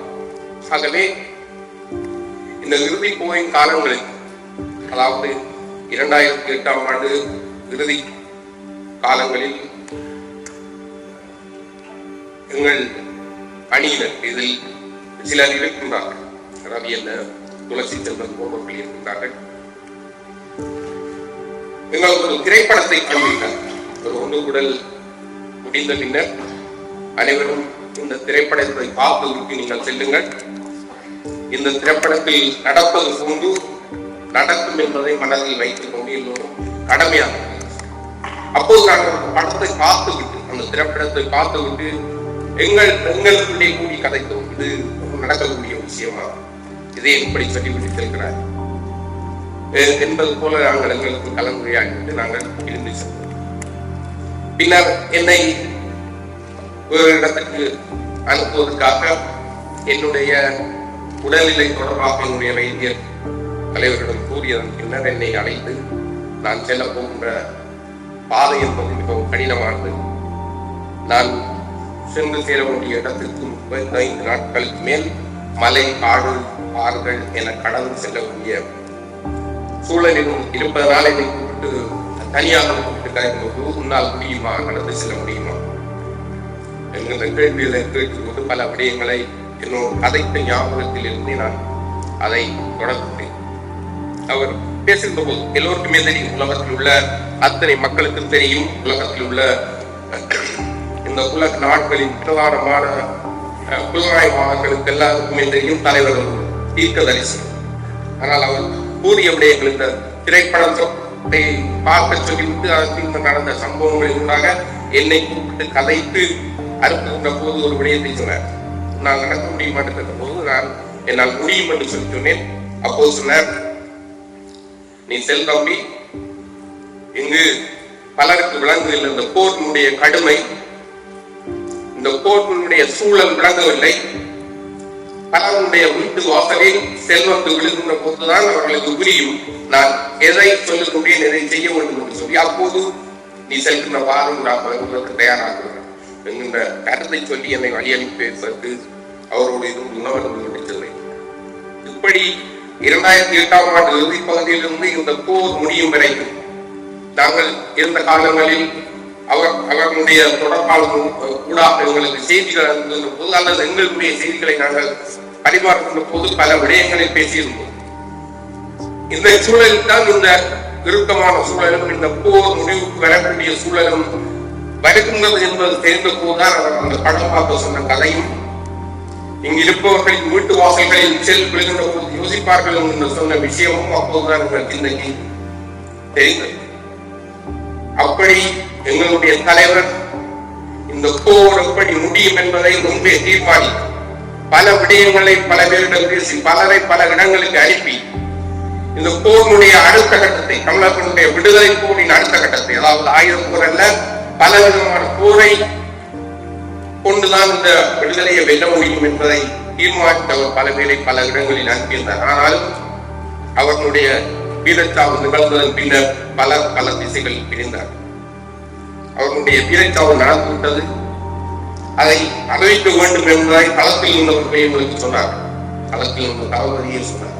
வெளிப்படையாகவே இப்போது சொல்ல வேண்டும், அதற்காகவே சொல்லுகிறேன். தளபதி சூசை அவர்கள் தலைவர் வீரட்டாவர் என்பதை அறிவீங்கள். ஏனென்றால் எல்லோருக்குமே தெரிந்திருக்கும், இந்திய ஏகாதிபத்திய அரசுக்கு எதிரான போர் நடந்து கொண்டிருந்த காலத்தில் அவர் தன்னுடைய உடல் எதிரியிடம் சிக்கக்கூடாது என்பதை தெளிவாக போராளிகளிடம் சொல்லியிருந்தார். ஆனால் பின்பு இந்த போர் நடந்த போது தன்னுடைய உடல் வெளியுலகத்துக்கு தெரிய வேண்டும் என்பதை பல போராளிகளிடம் சொல்லியிருக்கிறார். அதன் அடிப்படையில் எங்களுடைய தளபதி சூசை அவர்கள் தலைவருடைய வீரச்சாவை அறிவிங்கோ என்று சொல்லி எங்களிடம் சொல்லியிருந்தார். அதன் அடிப்படையில் நாங்கள் தலைவருடைய வீரச்சாவை அறிவிக்க வேண்டும் என்று சொல்லி பல பேரோட கதைத்து அதனுடைய சூழல் தனிய தலைவருடைய வீரச்சாவை அறிவிப்பது மட்டுமல்ல, அதன் பின்னால் பல விடயங்களை எல்லோரும் கூடி கதைத்து வெளியில் இருந்த பல போராளிகள், பல பொறுப்பாளர்கள், பல தளபதிகளோடு கூடி கதைத்து இந்த நிகழ்வை நாங்கள் செய்ய வேண்டும் என்பதை முடிவெடுத்த பின்னர் அதை ஊடகங்கள் ஊடாக அறிவிக்க வேண்டும் என்று சொல்லி என்னிடம் கூறியதன் அடிப்படையில் அன்றிலிருந்து இன்று வரைக்கும் நாங்கள் தலைவருடைய வீரச்சாவை தலைவர் விட்டுச்சிருந்த பாதையை நாங்கள் எப்படி கையாண்டு இந்த தமிழர்களுடைய விடுதலையை வென்றெடுக்க வேண்டும் என்பதை கூறிக்கொண்டே இருக்கின்றோம். அந்த அடிப்படையில் பல ஆண்டுகளாக நாங்கள் சொல்லிக் கொண்டு வந்தாலும் இடையில் ஏற்பட்ட இந்த போலியான விடயங்கள் வரப்போகின்றது என்பதை நாங்கள் ஓரளவு எங்களுடைய பட்டத்துக்குள் இருந்த போராளிகள் சொன்ன அடிப்படையில் நாங்கள் இப்படியான சூழல் தலைவர் இருக்கிறார் என்று சொல்கின்றவர்களை வைத்துக் கொண்டு தலைவரை போல் சில கருத்து வாக்குகளை உருவாக்கி மக்கள் மத்தியில் ஒரு குழப்பத்தை ஏற்படுத்தி தலைவர்களுடைய வீரம் தெரிந்த உலகத்தில் எந்த தலைவரும் செய்யாத உலக விடுதலை போராட்ட வரலாற்றில் எந்த தலைவரும் செய்யாத தியாகத்தை செய்த தன்னுடைய குடும்பத்தினுடைய தியாகத்தை கொச்சப்படுத்துகின்ற நிலை நிர்வாகத்துவம் என்கின்ற அடிப்படையில் நாங்கள் பல ஊடகங்களுக்கு தெளிவாக ஒழுங்குபடுத்தியிருந்தோம். தலைவர்களுடைய குழந்தைகளான சால்தண்டனியும் துவாரகாவும் தமிழ் விடுதலை புலிகள் இயக்கத்தில் இணைந்து போராளிகளாக இருந்து அவர்கள் ஈழச்சாவணம் விட்டார்கள் என்பதை நாங்கள் பல ஊடகங்கள் தெரிவித்திருந்தோம். அது இருந்த போதும் அதை குழப்புவதற்காக பலர் இணைந்து ஒரு போலியான தோற்றத்தை உருவாக்கி ஒரு பெண்ணை கொண்டு வந்து எங்களுடைய தங்கையை போல் உருவகப்படுத்தி மக்கள் மத்தியில் குழப்பத்தை ஏற்படுத்தி தலைவர் தங்களுடைய மக்கள் அந்த காலத்தில் இருந்து தங்களோடு இருந்த மக்கள் அந்த போரில் மறைந்த பின்னர் தன்னுடைய குழந்தை மகளையும் மனைவியையும் காப்பாற்றிக் கொண்டு தப்பித்து விட்டார் என்கின்ற சொல்லை தலைவர் மத்தியில் பரப்பிவிட வேண்டும் என்று சொல்லி பிராந்திய வல்லாதிக்க அரசுகளுடைய துணையை கொண்டு இந்த செயல் நடந்து கொண்டே இருக்கின்றது. இப்போது நடந்து கொண்டிருக்கின்றது. இந்த நிகழ்வு நடப்பதற்கு ஏற்பாடு செய்த காப்பி அவர்களுக்கு தெரியும். பலர் அவர் மீது இருந்த சொல்லாட்டிகள், அவர் பட்ட அவமானங்கள், அதே போல இந்த தலைவருடைய வீரச்சாவை நாங்கள் அறிவித்த எங்கள் மீது எவ்வாறான அசப்பான அனுபவங்கள் இருக்கின்றது எல்லோருக்குமே தெரியும். இருந்த போதும் இன்று இந்த இடத்தில் கூடி நாங்கள் அவர்களுடைய நினைவாளில் ஒன்று கூடியிருக்கிறோம் என்றால் அந்த தலைவர்களுடைய கனவை நாங்கள் சுமந்து இந்த நிகழ்வு என்பது இனிவரும் காலங்களில் மிக பெரும் அளவில் எல்லோரும் முன்பு சேர்ந்து செயற்படுவதற்கு ஒரு ஆரம்பமாக எங்களுடைய தமிழக விடுதலை புலிகளின் பிரதம தளபதியும் தமிழ் மக்களுடைய தயக்கமான தலைவர் அவர்களுடைய வீரவணக்க நிகழ்வு அடுத்த ஆண்டு மிக பெரும் அளவில் நடப்பதற்கு இங்கு கூடியிருக்கின்ற நாங்கள் எல்லோரும் மிகச் சிறந்த முறையில் அவர்களுடைய நிகழ்வு ஏன் நடந்தது, அதன் பின்னால் உள்ள பின்னணி என்ன, இதற்கு பின்னால் உள்ள கொள்ளைவாளர்களினுடைய பின்னணி என்ன, ஏகாதிபத்திய அரசுகளுடைய எங்களுடைய தமிழ் மக்கள் ஆண்டாண்டு காலமாக தமிழர்களுக்கு எந்த ஒரு நாடும் கிடைக்கக்கூடாது, தமிழர்களுடைய வரலாற்றை நிலைநிறுத்தி விடக்கூடாது என்கின்ற சிந்தனையோடு இருக்கின்ற வல்லாதிக்க அரசுடைய ஒரு சமூகம் எங்களை எப்போதுமே அடக்கி ஆளவும் எங்களுடைய தலைவர்களுடைய எங்களுடைய தலைவர்களுடைய வரலாறுகளை இல்லாமல் செய்வதற்கும் அவர்கள் திட்டமிட்டு செயற்பட்டுக் கொண்டிருக்கிறார்கள் என்பதை நீங்கள் மனதில் வைத்துக் கொள்ள வேண்டும். நான் யாரை சொல்லுகிறேன் என்பதை நீங்கள் புரிந்து கொள்ள வேண்டும். அந்த அடிப்படையில் எங்களுடைய தலைவருடைய வரலாறை, எங்களுடைய தலைவருடைய குடும்பம் செய்த தியாகத்தையும் கொச்சைப்படுத்தி அவர்களுடைய தியாகத்தை இல்லாமல் ஒழிக்கப்படுவதற்கு பல பேர் துணை இருக்கின்றார்கள். அதிலும் எங்களுடைய தமிழர்களும் எங்களோடு நின்று போராடியவர்களும் பக்க துணையாக இருக்கின்றார்கள் என்பதுதான் இங்கு வேதனையான விடை.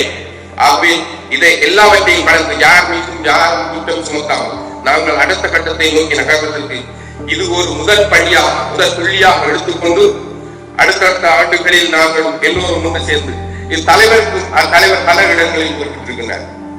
தலைவருக்கு மாத்திரமான பணியல் இந்த விடுதலை, தமிழர்களுடைய விடுதலை என்பது தமிழர்களுக்கு அவருக்கு மாத்திரமான பணியல்ல என்பதை பல இடங்களில் அவர் வலியுறுத்தி கூறியிருக்கிறார். அதே போல அவர் விட்டு சென்ற கனவு என்பது எங்களுக்கு ஏற்பட்ட இழப்பு என்பது மிக பெரும் இழப்பு தான். ஆனால் அவர் கொண்ட லட்சியம் இன்னும் அப்படியே இருக்கின்றது என்பதை நாங்கள் மனதில் வைத்துக் கொண்டு அடுத்த கட்டம் நோக்கி நகர்வதற்கு நாங்கள் எல்லோரும் எங்கள் உள்ளங்களை திடப்படுத்திக் கொண்டு இன்று நாங்கள் கண்ணீர் சிந்தினால் நாங்கள் எங்களுடைய உள்ளங்களை திடப்படுத்திக் கொண்டு அடுத்த கட்டத்தை நோக்கி நகர்வதற்கு நாங்கள் தயாராக வேண்டும்.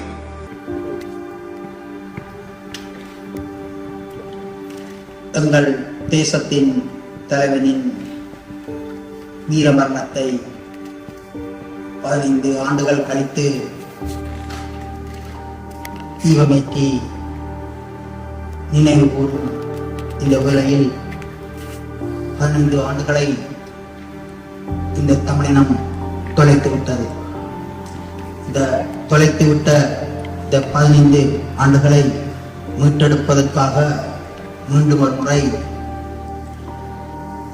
வல்வெட்டுத்துறையும் திருமீனியார் குடும்பத்தையும் அடுத்த வாரிசுவான மனோகரன் அவர்கள் ஆரம்பித்து வைத்திருக்கிறார். ஒருவருடைய மரணம் என்பது நிச்சயமானது, மரணம் தவிர்க்க முடியாது. ஒருவருடைய மரணம் அவருடைய வாழ்க்கையின் இலட்சியத்தை நிறைவேறுவதில்லை. மரணம் என்பது எதிர்கால சந்ததிகளை தோற்றுவிக்கிறது, எதிர்கால வாழ்க்கை தீர்மானிக்கிறது. அந்த அடிப்படையில் இன்றைய இந்த நினைவு வணக்க நிகழ்வினை நடாத்திக் கொண்டிருக்கின்ற மனோகரன் அண்ணர் குடும்பத்தினருக்கும் இங்கே தலைவனின் வழியில் களமாடிய போராளிகளுக்கும் இந்த நினைவு வணக்க நிகழ்வில் கலந்து கொள்ள வேண்டும் என்பதற்காக உலகின் பல்வேறு பகுதிகளில் இருந்தும் இங்கு வருகை வந்திருக்கின்ற அனைத்து தமிழீழ மக்களுக்கும் எனது புரட்சிகரமான மாலை வணக்கங்களை தெரிவித்துக் கொண்டு இன்றைய நிகழ்வில் எங்களுடைய அடுத்த கட்ட போராட்டம் பற்றியும் அது பற்றிய அரசியல் பற்றியும் பேசுவதாகத்தான் நான் லண்டனிலிருந்து பயணமாகி இந்த மண்டபம் வரும் வரை நினைத்திருந்தேன். ஆனால் இங்கே வந்த பிறகு உங்கள் அனைவருடைய முகங்களிலும் இருக்கின்ற அந்த ஏக்கம், அந்த சோகம், அந்த இலட்சிய பற்றி இதை காண்பது எனக்கு இந்த அரசியலை பேசுவதற்கான மனநிலை தரவில்லை.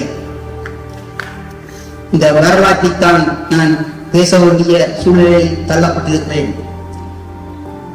ஈழ விடுதலை போராட்டம் என்பது சிங்கள தேசத்தின் அடக்குமுறையினால் எமது மக்கள் மீது திணிக்கப்பட்டதை தவிர இந்த போராட்டத்தை அல்லது இந்த ஆயுத போராட்டத்தை நாங்கள் விரும்பி பெற்றது கிடையாது. வரலாற்று வளர்ச்சியில் தமிழினம் தனக்கான இறமையை 1621ஆம் ஆண்டு திருவிழிலே யாழ்ப்பாணத்தின் தளபதியாகிய பர்ணகுலத்தான் மரணித்ததைத் தொடர்ந்தே அந்த இறமை போர்த்துகேயிடம் கைமாறியது. எங்கே தமிழகத்தினுடைய இறமை பறிபோனதோ, எங்கே வீழ்ந்ததோ அங்கிருந்துதான் அடுத்த கட்ட போராட்டம் ஆரம்பமாகும். அந்த அடிப்படையில் தான் நாங்கள் ஒரு வரலாற்று ரீதியான பார்வையில் பார்க்கின்ற போது அது அந்த மண்ணிலிருந்து திருவில் மண்ணிலிருந்து அந்த திருவிழை சுற்றி இருக்கின்ற அந்த வல்வெட்டுத்துறையில் இருந்து தேசிய தலைவர் புறப்பட்டு வந்தார். அவர் தன்னுடைய ஒரு 37 ஆண்டு கால போராட்டத்தை தமிழீழ மக்களுடைய ஒரு பொற்காலமாக நிறுத்தியிருக்கிறார். உலக தமிழகத்திலே வரலாற்றில் சோழ காலம் ஒரு பொற்காலமாக போற்றப்படுகிறது.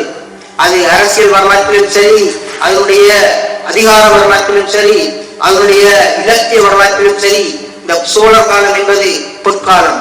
ஆனால் தமிழீழ மக்களுடைய தமிழீழத்துடைய பொற்காலம் என்று சொன்னால் அந்த தமிழீழ தேசிய தலைவர் அவர்கள் போராடிய அந்த போராட்ட காலமும் தமிழீழ மண் எங்களுடைய தமிழுடைய சேனையின் கையில் இருந்த அந்த காலப்பகுதியில் தான் ஒரு பொற்காலம். அந்த பொற்காலத்தை மீண்டும் நாங்கள் பார்க்க போவதில்லை. இந்த அவையில் இருக்கின்ற யாரும் நீங்கள் அந்த பொற்காலத்தை காண மாட்டீர்கள், நிச்சயமாக காண மாட்டீர்கள். ஆனாலும் அந்த பொற்காலத்தை ஒத்ததான ஒரு காலம் எமக்காக காத்திருக்கிறது. தலைவர் பிரபாகரன் மரணித்தார் என்பதை வெளியுறவுக்கு அறிவிப்பதற்கு எங்களுக்கு இப்போது 15 ஆண்டுகள் தேவைப்பட்டிருக்கிறது. தலைவர் பிரபாகரன் மரணித்தார் என்று சொல்வது ஒரு காலத்தை முடிவடைய செய்வதாக அமைந்துவிடும் என எங்களுடைய இல்லாத இயக்கத்தின் அண்டன்பால சங்கங்கள் கூறிக்கொண்டிருக்கிறார்கள். சர்வதேச படங்களில் தலைவருடைய காலம் முடிவடைகிறது அல்ல. தலைவருடைய காலம் என்பது நாங்கள் ஒருவர் மரணித்ததை அவர் இறைவனடி சேர்ந்தார் அல்லது அமரரானார் அல்லது காலமானார் என்ற 3 சொற்களைத்தான் அநேகமாக பாவிக்கிறோம். இந்த காலமானார் என்ற சொல் எங்களை பொறுத்தளவில் தலைவர் பிரபாகரன் காலமானார், அதாவது அந்த காலத்துள் அவர் கரைந்திருக்கிறார். அந்த காலம் எங்களுக்குள்ளே இருக்கிறது. ஆகவே தலைவர் பிரபாகரன் காட்டிய வழியில் அவர் எந்த இலட்சியத்துக்காக தன்னை இந்த காலத்தில் கரைத்தாரோ அந்த இலட்சியம் நிச்சயமாக ஒன்றெடுக்கப்படும். தமிழீழ மக்கள் சன்தொகையில் அளவால் சிறிய ஒரு தேசிய இனம். ஆனாலும் எமக்கான விடுதலைக்கான பாதையும் விடுதலைக்கான வடிவங்களும் விடுதலைக்கான சர்வதேச நியமங்களும் சர்வதேச நிலைமைகளும் இன்று எமக்கு சாதகமான ஒரு சூழலை நோக்கியே நகர்கிறது. உலக வரலாற்றில் தமிழினம் நிச்சயமாக தன்னுடைய தாய்நிலத்தை மீட்கும். ஆனாலும் அதற்கான பாதை என்பது மிக கடினமானது. ஏனென்றால் தமிழர்கள் 2 தேசிய இனங்களாக 2 அரசுகளுக்குள் அகப்பட்டிருக்கிறார்கள். இந்த 2 அரசுகளுக்குள்ளும் அகப்பட்டிருக்கிற ஒரு தேசிய இனம் விடுதலையை சாத்தியப்படுத்துவது என்பது மிக கடினமான பாதை. அந்த பாதையில் பயணிப்பதற்கு நாங்கள் திருசங்க கூற வேண்டும். தேசிய தலைவனுடைய இன்றைய இந்த நினைவு நாளில் நாங்கள் ஒன்றை பிரகடனப்படுத்தப்பட வேண்டும். அதாவது இந்த உலகம் அதாவது சர்வதேசம் எனப்படுவது கற்பகதேர்வாய் காமதேர்வாய் நாம் கேட்கின்ற எதையும் தரவல்லதாகவோ அல்லது நியாயங்களையோ அல்லது தர்மங்களையோ கடைபிடிப்பதாகவோ இல்லை. அவ்வாறான ஒரு உலகம் இன்று இல்லை. இன்றைய உலகம் அனைத்தும் நலன் சார்ந்தது. அவரவர்கள் நலன்களே இங்கே முக்கியத்துவம் பெறுகின்றன. தனிநபர்களாயினும் சரி, இனக்குழுமங்களாயினும் சரி, அரசுகளாயினும் சரி, அனைத்தும் நலன்களின் அடிப்படையிலே இயங்குகின்றன. இந்த நலன்களை அடைவதற்கு பரஸ்பரம் அவரவர் நலன்களை அடைவதற்கான சந்திப்புள்ளிலேயே உறவுகள் மலர்கின்றன. அந்த அடிப்படையில் தமிழீழ மக்கள் தமது அரசியலை அடுத்த கட்டத்திற்கு நகர்த்துவதற்கு எங்களுடைய இலட்சிய பாதையை சரியான ஒரு பாதையில் திட்டமிட வேண்டும். அதற்கான ஒரு சரியான சர்வதேச உறவுகளை மேம்படுத்தவுள்ள ஒரு வெளியுறவு கொள்கையை நாங்கள் உருவாக்க வேண்டும். இதுவரைக்கும் இந்த 15 ஆண்டுகளில் நாங்கள் ஒரு சர்வதேச உறவை வளர்க்கவல்ல ஒரு வெளியுறவு கொள்கையை வகுக்கவில்லை. இரண்டாவது, முள்ளிவாய்க்காலில் எங்களுடைய ஆயுத போராட்டம் வீழ்த்தப்பட்ட பின்னர் நாங்கள் ஒரு அரசியல் திட்டத்தை ஒரு அரசியல் வேலை திட்டத்தை முன்னெடுக்கவல்ல ஒரு அரசியல் வெளியை இன்னும் திறக்கவில்லை என்றுதான் சொல்ல வேண்டும். அதற்கான காரணம் தலைவர் உயிரோடு இருக்கிறார் என்ற வதந்திகளும் ஒரு தலைவன் இருக்கிறானா இல்லையா என்று தெரியாத ஒரு சூழலில் இன்னொரு தலைமைத்துவத்தை கொண்டு வர முடியாது, இன்னொரு கூட்டு தலைமைத்துவத்தை கொண்டு வர முடியாது. இவ்வாறான ஒரு திரிசங்க நிலையை எதிரி உருவாக்கி வைத்திருக்கின்றான். தலைவர் இருக்கிறார், அவர் இல்லை, அவருடைய குடும்பம் இருக்கிறது, அவருடைய குடும்பம் இல்லை. இவ்வாறு ஒரு பொய்களும் புரளிகளும் வதந்திகளும் பரப்பப்பட்ட எங்கள் சமூகத்துக்குள் சில புல்லுயிர்கள் தங்கள் பணவீட்டை ஆரம்பித்திருக்கிறார்கள். இந்த நிலையில் இன்றைய நாளில் இருந்து இந்த பணவீட்டை கும்பல்களின் இந்த எதிர்க்கு சேவகம் செய்கின்ற இந்த புல்லுயிர்களின் செயற்பாடுகள் ஓரளவு முடிவுக்கு வரும் என நான் நம்புகிறேன். அந்த அடிப்படையில் இன்றைய காலம் எங்களுக்கு ஒரு சர்வதேச உறவில் தமிழ் மக்களுக்கான ஒரு வழியை திறந்திருக்கிறது. அந்த வழியை நாங்கள் நிச்சயமாக கையாள வேண்டும்.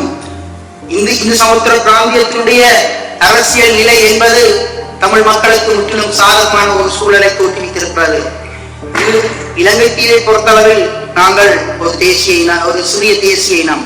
ஆனாலும் இந்த 15 ஆண்டு காலத்தில் நாங்கள் அந்த தேசிய இனம் என்கின்ற அதற்கான அடிப்படைகளை படிப்படையாக இழக்க தொடங்கிவிட்டோம். ஒன்று, நாங்கள் தாயகத்தின் பல பகுதிகளை இழந்து கொண்டிருக்கின்றோம். இரண்டாவது, தாயகத்தினுடைய மக்களுடைய தொகையும் குறுகிக் கொண்டு வருகிறது. இந்த நேரத்திலே நாங்கள் ஒரு தேசிய இனம் தன்னை தற்காத்துக் கொள்ளவும் தன்னுடைய இருப்பை நிலைநாட்டவும் தாயகம், தேசியம், தன்னாட்சி உரிமை என்ற இந்த அடிப்படையில் தன்னை ஒரு தேசிய கட்டுமானமாக திரட்சி பெறுவதற்குமான ஒரு காலத்தை நாங்கள் வகுத்துக் கொள்ள வேண்டும்.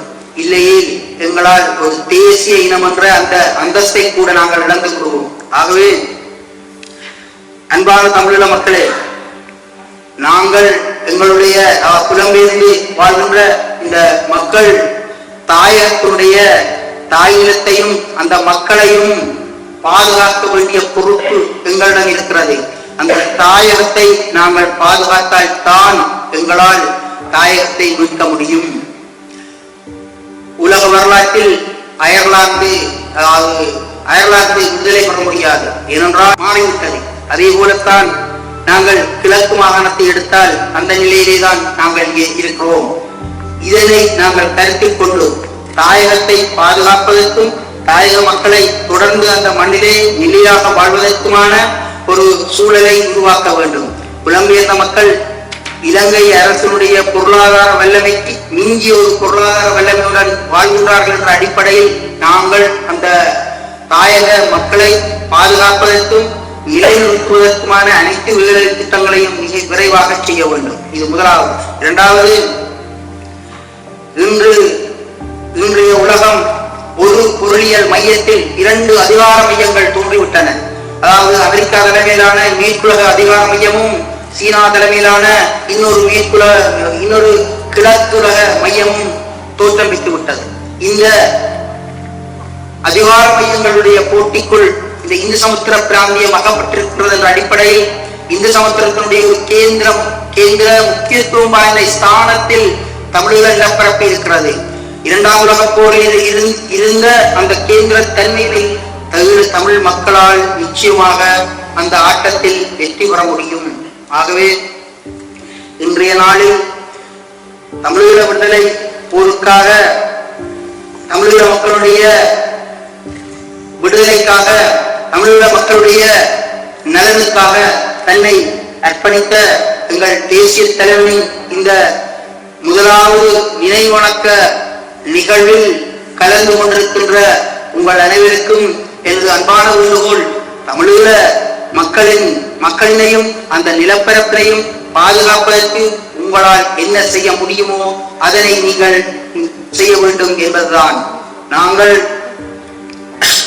தொடர்ந்து 2ஆம் தலைமுறை, இந்த புலம்பெயர்ந்த நாடுகளில் 2ஆம் தலைமுறைக்கு பின்னர் 3வது தலைமுறையை நாங்கள் எதிர்பார்க்க முடியாது. ஏனென்றால் நாங்கள் கரைக்கப்பட்டு விடுவோம். இந்த உலகத்தில் தமிழ் மொழி பேசியதனால் தான் நாங்கள் தமிழர்களாக வாழ்கிறோம். தமிழ் மொழி பேசாவிட்டால் நாங்கள் தமிழர்களாக இருக்கப் போவதில்லை. ஆகவே நாங்கள் எங்களுடைய 3ஆம் தலைமுறையை தலைமுறைக்கு இந்த போராட்டத்தை ஒப்படைக்க முடியாது. ஆகவே இந்த இரண்டாம் தலைமுறையுடன் எங்களுடைய இலக்கை அடையப்பட வேண்டும், எங்களுடைய தேசம் கட்டியமைக்கப்பட வேண்டும் என்று கூறி என்னுடைய இந்த சிற்றுரையை முடிக்கிறேன். நன்றி.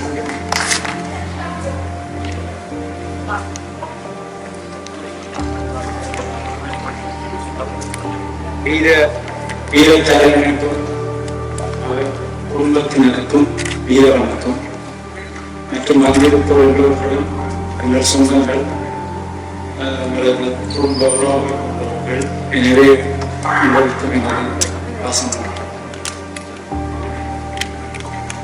இந்த நாள் இப்படி ஒரு நாள் தமிழர் வாழ்க்கை தமிழர்களது வாழ்க்கையிலே வந்திருக்கக்கூடாத ஒரு நாள்.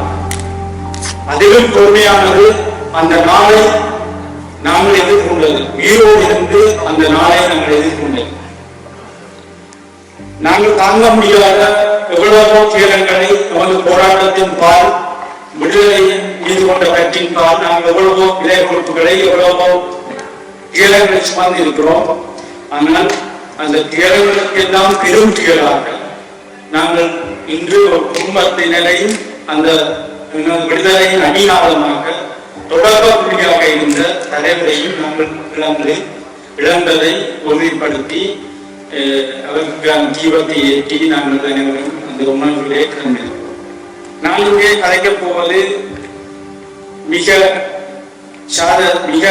நான் எதிர்கொண்ட அல்லது எனக்கு தெரிந்த மிக சாதாரணமான சில விஷயங்கள் தான்.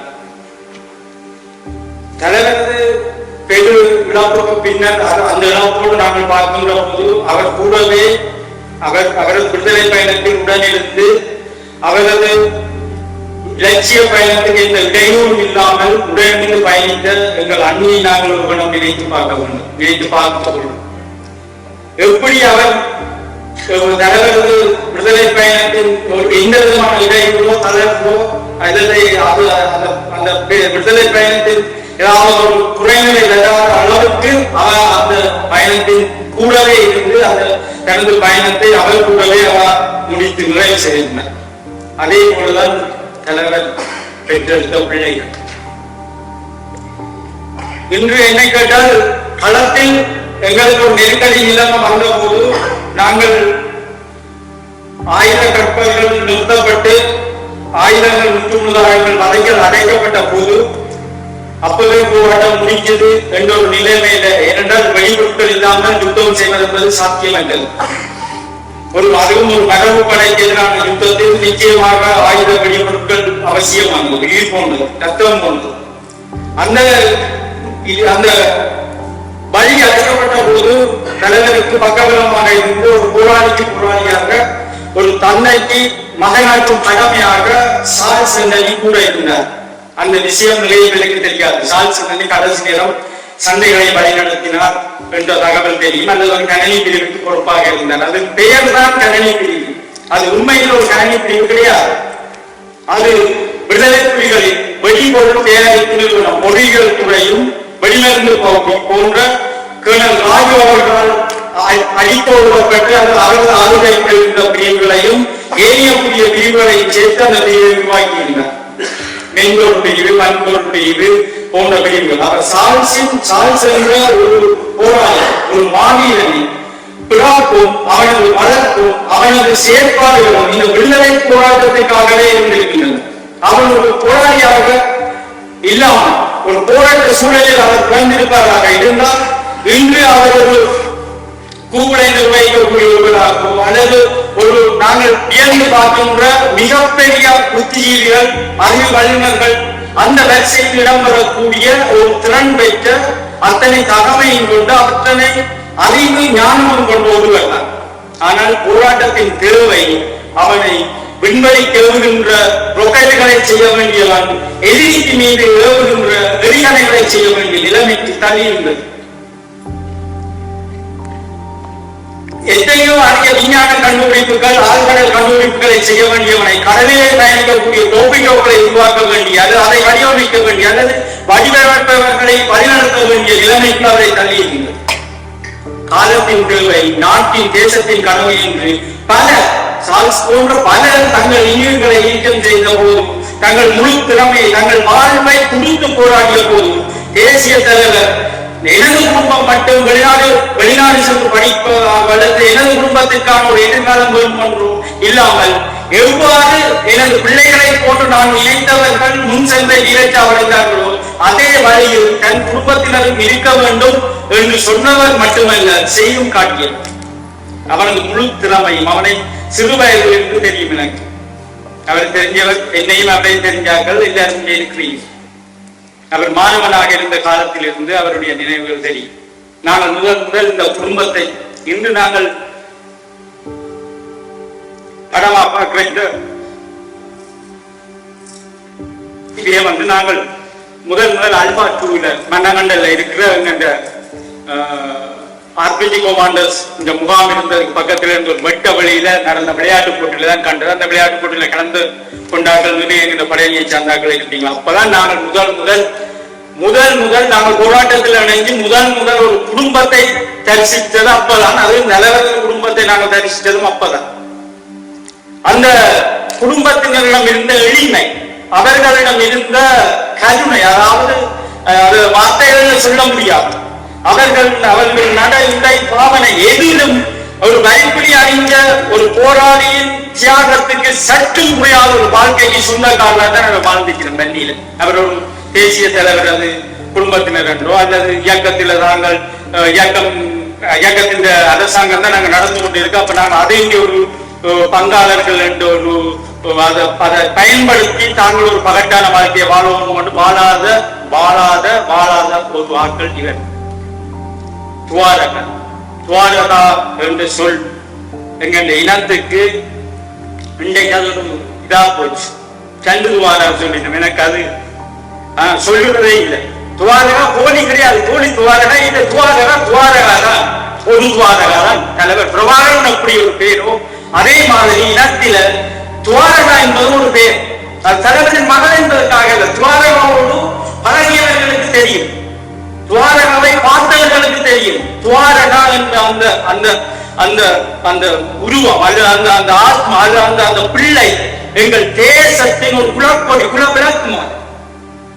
எவ்வளவு ஒரு கருணை. அந்த துவாரகாவை கண்டுபிடிக்கிறதுக்கு எந்த பரிசோதனைகளுமே தேவையில்லை. நான் எங்கேயும் செல்லுவேன். துவாரகாவை கண்ணை மூடிக்கொண்டு கண்டுபிடிக்கலாம்.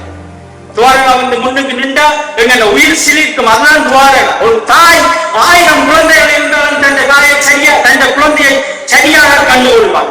குழந்தையின் அழுகையை சரியாக கண்டுகொள்வாள். அது போல எங்கள் துவாரகாவை, எங்கள் தேசத்தை நேசிக்கும் ஒவ்வொருவரும் கண்டுகொள்ளலாம். அதுதான் துவாரகா.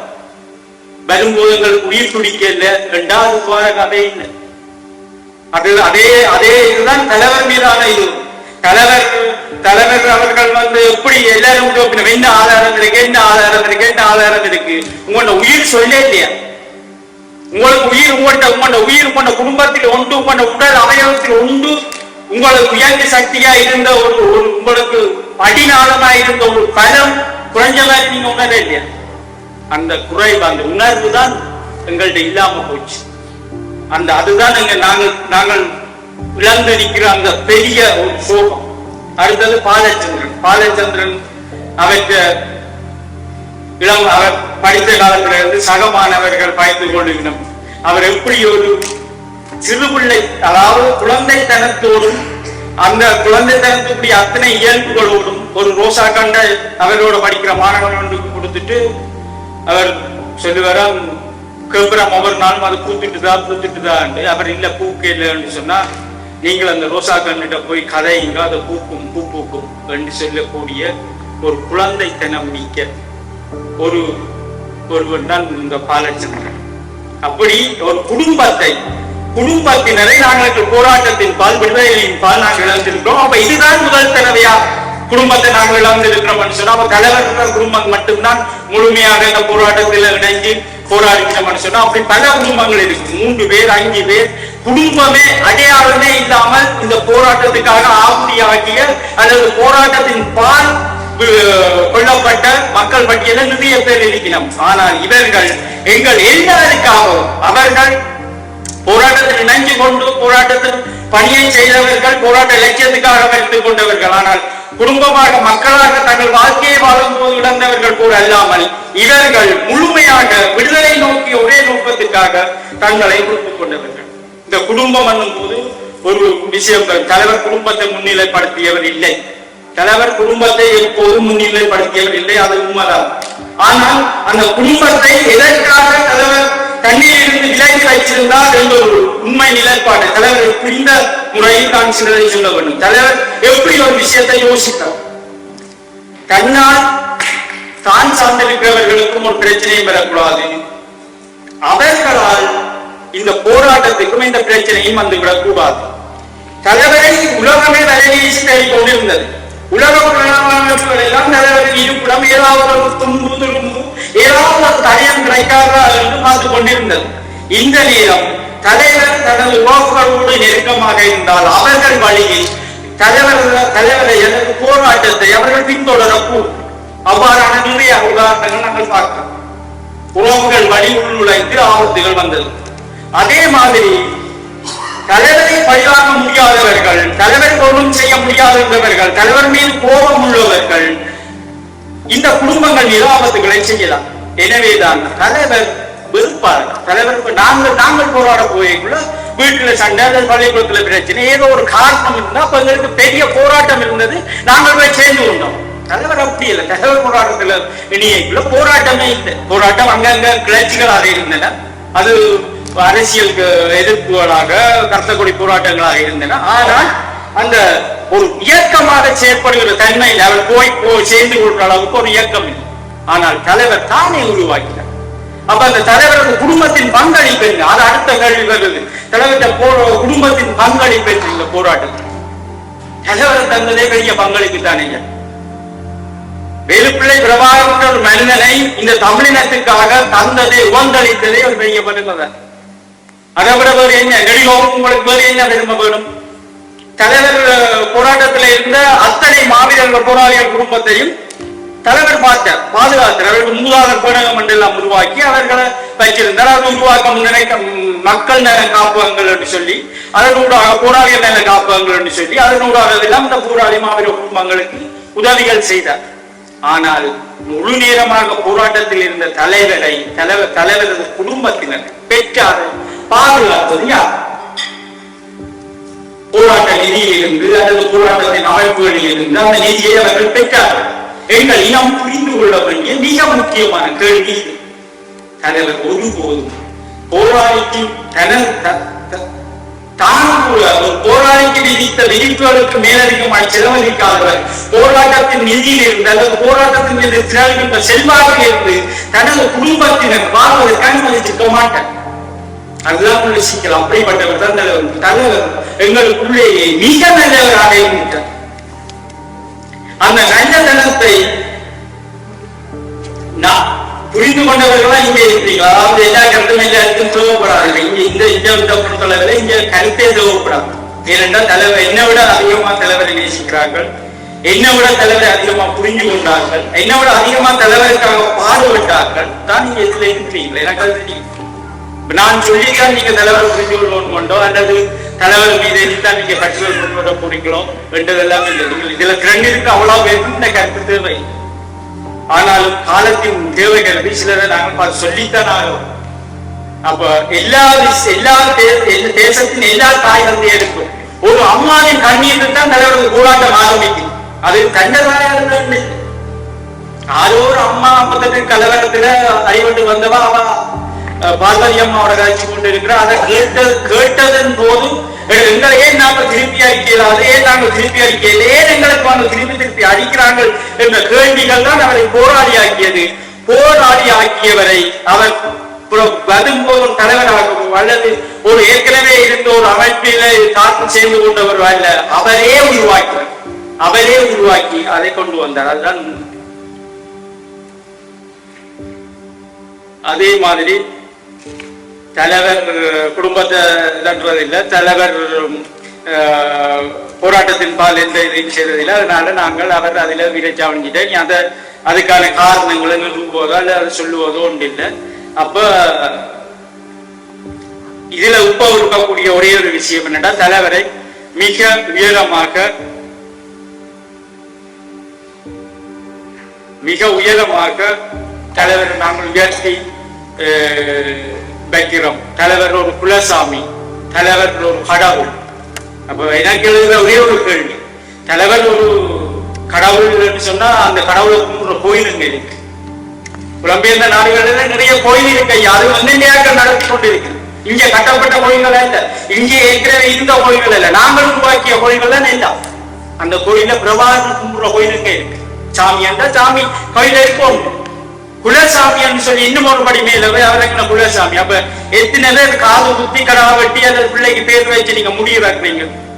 அதாவது அவரை நாங்கள் முதல் ஒரு மனிதராக, ஒரு தலைவனாக, ஒரு போராளியாக நாங்கள் முதல் ஏற்றுக்கொள்வோம்.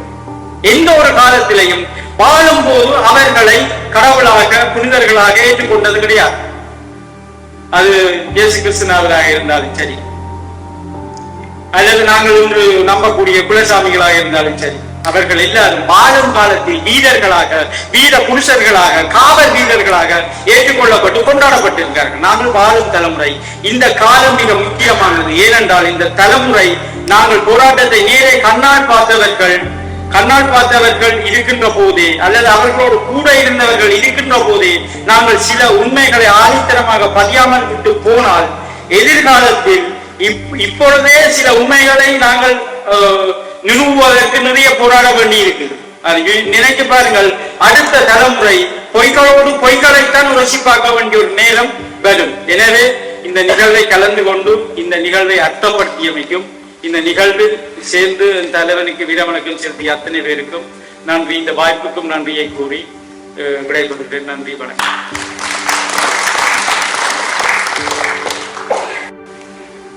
நன்றி செல்வம். சில வார்த்தைகள். வருகிறதுக்கும் அனைவருக்கும் வணக்கம். நீங்கள் எனது அழைப்பை ஏற்று நிகழ்வுக்கு வந்து சிறப்பித்ததற்கு நான் எனது நன்றியை தெரிவித்துக் கொள்கிறேன். வணக்கம்.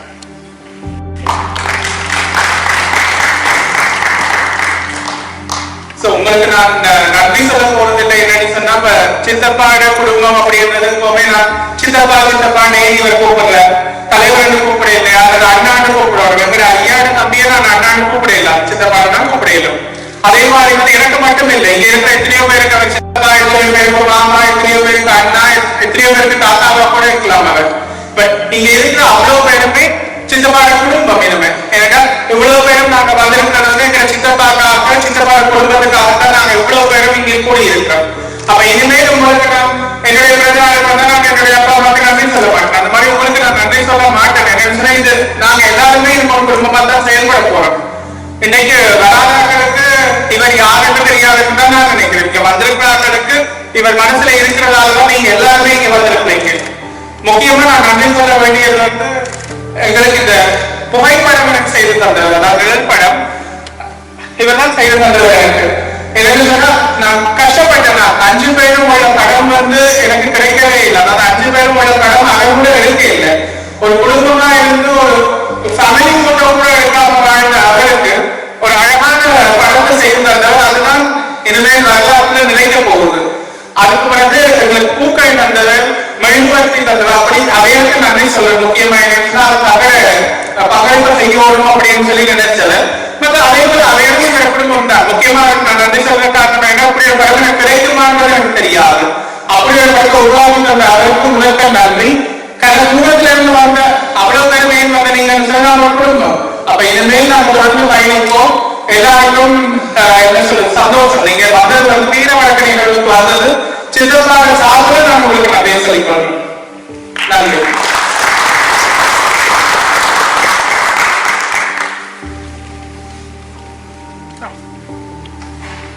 மீண்டும் இந்த நிகழ்வுக்கு வந்த எல்லாருக்கும் நன்றி. எங்களுக்கு முக்கியமா இந்த நிகழ்வுக்கு பெரிய ஆதரவு வந்த உங்களுடைய ஆதரவும் மற்றும் எங்களுக்கு தொழில்நுட்ப உதவி செய்த எழிலன், இவரை பற்றி தான் சமைக்க மாட்டேன் என்று சொல்லிட்டு இவரும் ஒரு காலம் உங்கள் நண்பர்களா இருந்திருப்பார், ஒரு குழந்தையா இருந்தவர். நாங்கள் முகம் பார்த்து பேசிக்கொள்ள எங்களுடைய ஊடகம் மூலமாக எனக்கு அறிமுகமான இந்த தம்பி எங்களுக்கான பின்னுக்கு இருந்த தொழில்நுட்பத்தை முழுக்க இவர்தான் செய்து கொண்டிருக்க. இந்த வீரவணக்க நிகழ்வுக்கு நாங்கள் செய்த எல்லா அந்த விளம்பரங்களிலிருந்து எல்லாவற்றுக்கும் இவரை காரணமாக இருந்திருக்கிறார். நன்றியுடன் அது லண்டன்ல இருந்து வந்து அந்த உதவியை செய்திருக்கிறீர்கள். இதை இன்னொரு நம்பியை கூப்பிட்டுருந்தவர் சிறப்பான வீடியோ படப்பிடிப்புக்கு அவர்கள் ஏர்போர்ட்ல வந்து வர முடியாம திரும்பி போயிட்டார். ஆனால் இருக்கிற வளங்களை வைத்து இந்த நிகழ்வுகள் சிறப்பாக செய்வாங்கன்னு சொல்லி அவங்க உங்களுக்கு மீண்டும் நன்றி. மற்றும் எல்லோருக்கும் நன்றியை தெரிவித்துக் கொள்கின்றோம். எல்லா நாடுகளிலிருந்தும் வந்திருக்கின்றீர்கள். எங்களுடைய உயிர் தலைவனுக்கான வீரவணக்க நிகழ்வில் எல்லாரும் கலந்து கொண்டிருக்கிறீர்கள். இது ஒரு தொடக்கமாக அமையும். நாங்கள் தொடர்ந்து அனைவரும் பயணிப்போம். எங்களுடைய வார்த்தைகளோடு மட்டும் நாங்கள் நின்று விடாமல் தொடர்ந்தும் எங்களுடைய அந்த இலக்கிய முக்கிய பயணத்தில் எல்லோருமே சேர்ந்து பயணிப்போம். முரண்பாடுகள் கருத்து முரண்பாடுகளை நாங்கள் பேசிக்கொள்வோம். ஆனால் நாங்கள் ஒன்றாக எங்களுடைய எல்லோருக்கும் நண்பர்கள் எங்களுடைய உறவுகளோடு கருத்துக்களாக நாங்கள் முரண்பட்டாலும் நாங்கள் எல்லோருமே ஒன்றாக சேர்ந்து பயணிக்க கூடி நன்றி. மீண்டும் எல்லோருக்கும் நன்றி.